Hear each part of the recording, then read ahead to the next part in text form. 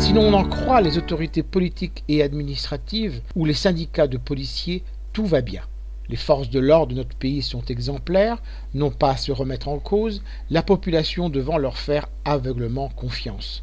Quand un sociologue y regarde de plus près, la réalité est bien moins optimiste. C'est ce que fait pour nous Sébastien Rocher avec rigueur et méthode dans un livre intitulé « De la police en démocratie ».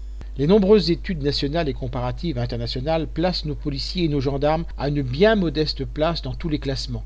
Ce ne sont jamais ni les pires ni les meilleurs, loin de l'arbitraire de certains pays minés par la corruption, mais tout aussi éloignés de modèles plus respectueux de valeurs démocratiques. Que peut-on donc leur reprocher ? On peut privilégier une évaluation quantitative en termes d'efficacité et de réactivité, mais ce peut tout autant être des critères éthiques que l'on peut utiliser.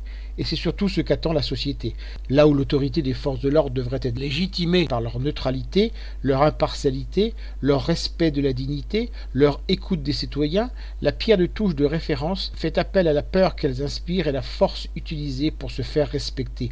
Leur boîte à outils professionnelle n'est pas constituée pour l'essentiel par le lien de confiance tissé avec la population, mais par un arsenal de catégorisation et de stéréotypes associant appartenance à un groupe ethnique et délinquance. Ce qui explique que les minorités soient 2 fois plus contrôlées que les citoyens blancs. Si la police française ne peut être qualifiée de raciste, elle est bien loin d'être immunisée vis-à-vis des comportements éthiquement biaisés. Des évolutions sont possibles, encore faut-il que le politique ait le courage de les engager. Je rappelle le titre de cet ouvrage, De la police en démocratie. L'auteur en est Sébastien Rocher.